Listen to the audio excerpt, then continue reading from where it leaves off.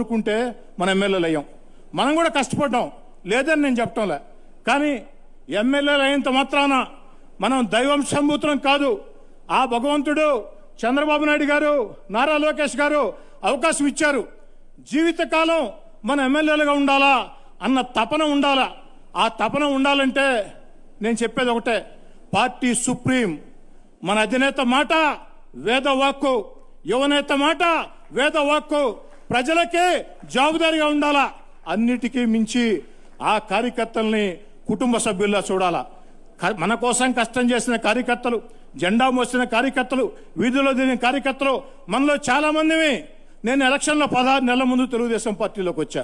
చాలా మందివి నెల రోజుల ముందు వచ్చారు, ఇంకొంతమంది ఎలక్షన్లు అయిన తర్వాత వచ్చారు. కానీ మనకు బాబు గారు టికెట్ ఇస్తే ఆ యొక్క క్షేత్రస్థాయిలో ఉన్నటువంటి కార్యకర్తలు మనల్ని గుండెల్లో పెట్టుకుని భుజాలు ఎక్కించుకుని గెలిపించారు.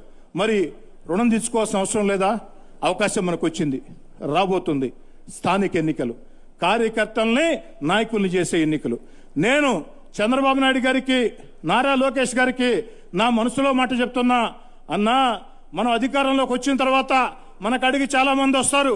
కానీ స్థానిక ఎన్నికల్లో మనం గట్టి కష్టపడితే 100కు 100 గెలిచే అవకాశం ఉంది. కాబట్టి స్థానిక ఎన్నికల్లో మొదటి నుంచి తెలుగుదేశం పార్టీ జెండా ఎవరైతే మోస్తున్నారో, కష్టం ఎవరైతే చేస్తున్నారో, కేసులు ఎవరైతే పెట్టించుకున్నారో, పార్టీ అధికారంలోకి వస్తుందా రాదా అని తెలియకున్నా కూడా తెగించి పోరాడారో, స్థానిక ఎన్నికల్లో మీరు సర్వేలు చేసి వారికే టిక్కెట్లు ఇవ్వండి.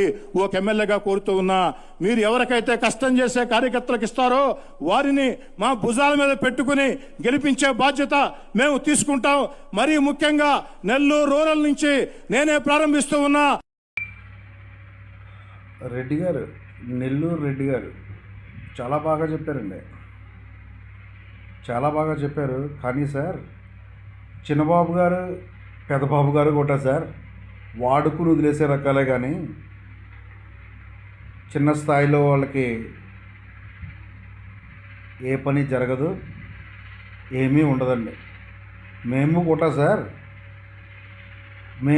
సార్ సచ్చినా తెలుగుదేశమే, బతికినా తెలుగుదేశమే అనేసి సొక్కాలు చెప్పుకున్నామండి ఒకప్పుడు. మేము కూడా సచ్చినా తెలుగుదేశమే, బతికినా తెలుగుదేశమే అని సొక్కా చెప్పుకుని తిరిగేమన్నమాట అండి. ఆ యుఎస్లో ఉన్న యాషగాడిని అడగండి, యాషేశ్వరరావు బొద్దులూరి వాడిని అడగండి, నా కోసం చెప్తాడు.